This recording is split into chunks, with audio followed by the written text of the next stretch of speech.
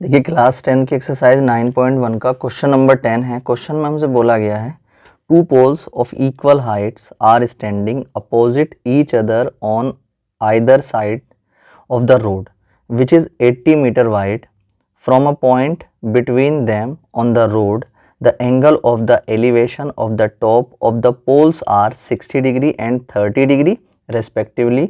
Find the height of the poles and distance of the point from the poles. देखिए question में हमसे क्या बोला गया है। क्वेश्चन में हम अब फिगर के हिसाब से इसको समझेंगे। देखिए दो पोल्स हैं, एक पोल ये है और एक पोल जो है ये है।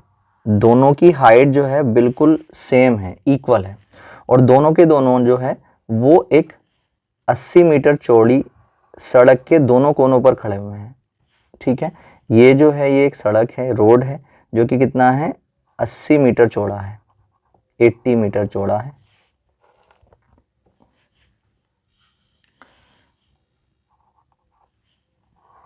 ये 80 मीटर चौड़ा रोड है और इसके दोनों तरफ जो है ये जो पोल्स हैं वो खड़े हुए हैं। ठीक है, अब इस 80 मीटर चौड़े रोड के बीच में कहीं पर, बिल्कुल मिड पर नहीं, कहीं पर बीच में ना एक पॉइंट है।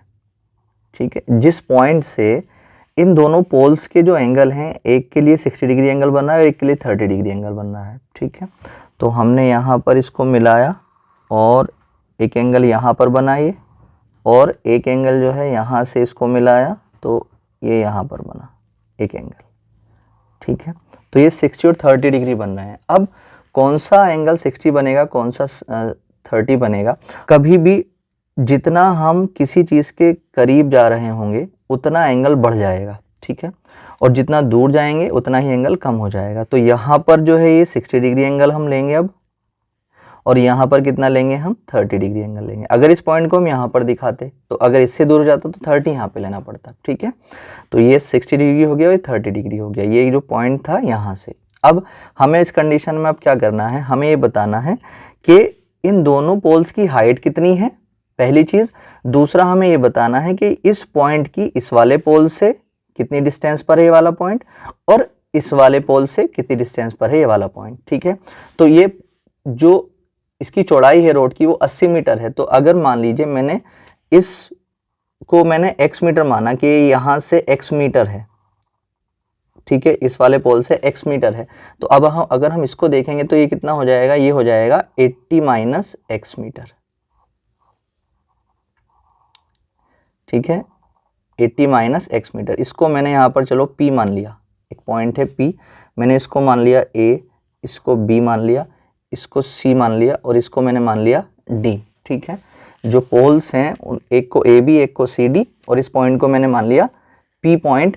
और जो ये p पॉइंट है ये a b पोल से x मीटर की डिस्टेंस पर मैंने माना, और इससे जो है जब इसे x की मान, ये यहाँ से यहाँ तक की x मानी है, ये पूरी 80 थी, तो ये कितनी हो जाएगी 80 माइनस x हो जाएगी। ठीक है, अब हम क्या करेंगे, तो हमें इन दोनों पोल्स की हाइट को भी फाइंड करना है। तो हमने इसकी हाइट को h मीटर माना, तो जब दोनों हाइट सेम है दोनों पोल्स की, तो इसकी भी कितनी हो जाएगी, ये h मीटर हो जाएगी। तो हम यहाँ पर अब लिख देंगे let the height of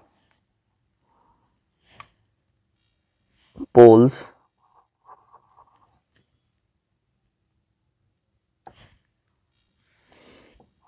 are h metre. ठीक है, दोनों की हाइट सेम है तो यहाँ पर मैंने इनको h मीटर लिख दिया है। अब जो ये bp है वो कितनी है, let bp is equal to कितना, x मीटर, जो हमारे पास, इसलिए जो pc आ जाएगा वो कितना आ जाएगा 80 माइनस x मीटर।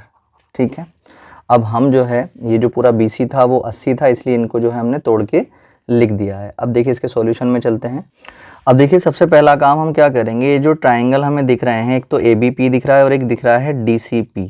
तो सबसे पहले हम इस ट्राइंगल में काम करेंगे ABP में, क्योंकि इसमें H और X आ रहा है। अगर कोई दो ट्राइंगल की बात आया करे और किसी एक ट्राइंगल में H और X आ रहा हो तो पहले उसी में ट्राइंगल में काम कर लिया करो। ठीक है, या एक तरीके से देखेंगे तो छोटा ट्राइंगल भी है तो छोटे ट्राइंगल में पहले काम कर लिया करो। तो अब हम यहाँ पर सबसे पहले लिखेंगे इन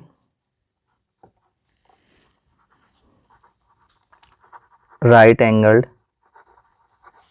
ट्राइंगल ABP, ABP। जब ABP में हम काम करेंगे तो देखिए जो बात चल रही है वो बेस की और परपेंडिकुलर की चल रही है। बेस और परपेंडिकुलर जो आते हैं वो किस में आते हैं, 10 में आते हैं, ठीक है, किस में आते हैं, 10 में।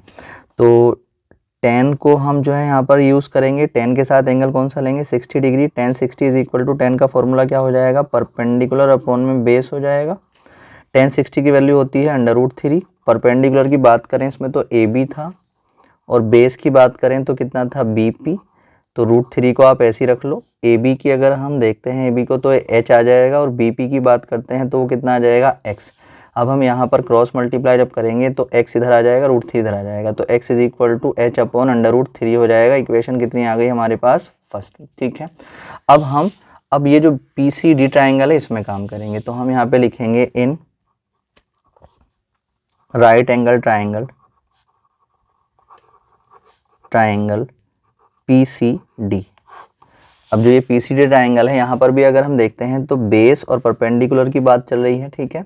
तो बेस और परपेंडिकुलर में को जब लेंगे हम 10 का ही यूज़ करेंगे, और एंगल अब यहाँ पर कौन सा काम करेगा, 30 डिग्री, ठीक है। तो हम यहाँ पे ले लेंगे 10 30, तो यहाँ पर ही आ जाएगा हमारे पास 10 30 डिग्री। 10 का फॉर्मूला क्या होता है, परपेंडिकुलर और अपॉन में बेस।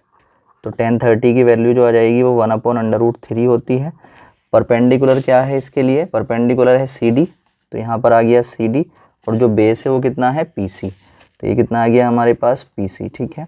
तो 1/√3 को ऐसे ही रख लो। CD की बात करेंगे तो H है, तो यहाँ पर ये H आ गया, और PC की बात करेंगे तो ये कितना है, 80 - x, तो यहाँ पर ये आ गया 80 - x। अब यहाँ पर क्रॉस मल्टीप्लाई हम कर लेंगे। जब क्रॉस मल्टीप्लाई करेंगे तो 80 - x आ जाएगा, यहाँ पर √3h की करेंगे, √3h आ जाएगा। फ्रॉम इक्वेशन फर्स्ट ले लेंगे, फ्रॉम इक्वेशन फर्स्ट में जो x था, x की वैल्यू आ गई थी हमारे पास 80 - x की जगह x की वैल्यू रख देंगे। x की वैल्यू कितनी आ गई थी, h अपॉन √3, तो यहाँ पर कितना रखेंगे, h upon √3 is equal to यहाँ पर √3h आ गया, ठीक है। अब जब हम इसको आगे लेकर के चलेंगे तो देखिए यहाँ पर HH वालों को एक तरफ कर लेंगे यहाँ पे, तो 80 को तो ऐसे ही रख लो, इज इक्वल टू √3, h इधर ही था, ये इधर आएगा तो प्लस का हो जाएगा, h अपॉन √3 आ गया। अब यहाँ पर 80 ऐसी रहेगा, यहाँ पर एलसीएम लेंगे तो √3 आ जाएगा एलसीएम, जिसके अपॉन में कुछ नहीं होता उसके एलसीएम से जब मल्टीप्लाई करेंगे तो √3 की √3 से करेंगे तो 3h आ जाएगा, प्लस √3 से √3 कैंसिल तो ऊपर h आ जाएगा। ये 80 इज इक्वल टू ये कितना आ जाएगा, 4h आ जाएगा, और अपॉन में √3 आ जाएगा। क्रॉस मल्टीप्लाई जब करेंगे हम तो ये कितना आ जाएगा, 4h इज इक्वल टू 80 √3 आ जाएगा। h की वैल्यू जब निकालेंगे तो 80 √3 और अपॉन में आ जाएगा 4, 4 से ये कट जाएगा 20 टाइम, तो h की वैल्यू अगर हम देखें तो 20 √3, ठीक है। तो h की वैल्यू आ चुकी है, और h क्या माना था हमने, जो हाइट थी टावर्स की, सॉरी पोल्स की, वो मानी थी। अब एक चीज़ और निकालनी थी जो कि पॉइंट के लिए थी, हमें x की वैल्यू और निकालनी पड़ेगी। देखिए इन दोनों की h की वैल्यू तो आ गई, अब हमें x की वैल्यू निकालने के लिए क्या करना पड़ेगा, जो ये हमारे पास h की वैल्यू आई है इसको इक्वेशन फर्स्ट में रख देंगे हम, ठीक है। तो देखिए यहाँ तक हमारा क्वेश्चन आ चुका है, h की वैल्यू निकल चुकी है। अब हम h की वैल्यू को किस में रखेंगे, equation, put value of h in equation first, और इक्वेशन फर्स्ट हमारे पास कितनी थी, h अपॉन √3। तो यहाँ पर हम लिख लेंगे x is equal to h upon √3। तो x को ऐसी रखा हमने, इक्वेशन फर्स्ट थी है, h की वैल्यू कितनी आई है, 20 √3 और अपॉन में √3, √3 से √3 कैंसिल हो जाएगा, x की वैल्यू आ जाएगी 20, ठीक है। तो अब x जो था वो हमने क्या माना था, देखिए x जो था वो BP माना था, है ना। तो BP जो है वो कितना माना था हमने, x, और x की वैल्यू कितनी आ गई है, वो आ गई है 20 मीटर, ठीक है। इसी तरीके से जो हमने PC माना था, जो PC था वो कितना था, वो 80 - x था, तो यानी कि 80 - 20 यानी कितना आ गया, 60। तो ये PC की जो लेंथ आ गई है वो कितनी आ गई है, 60 मीटर आ गई है, और ये जो BP आ गई है वो आ गई है 20 मीटर, और जो h आ गई है, h की वैल्यू कितनी आ गई थी हमारे पास, 20 √3 मीटर। अब जो है हम इसकी डिटेल लिख देंगे, तो देखिए उसके अकॉर्डिंग यहाँ पर डिटेल हम लिख देंगे, the height of the poles is equal to 20 √3 metre, and the position of the point is at a distance of 20 metre from the pole A B, जो ये ए बी पोल था उससे 20 मीटर डिस्टेंस पर है ये पॉइंट, आगे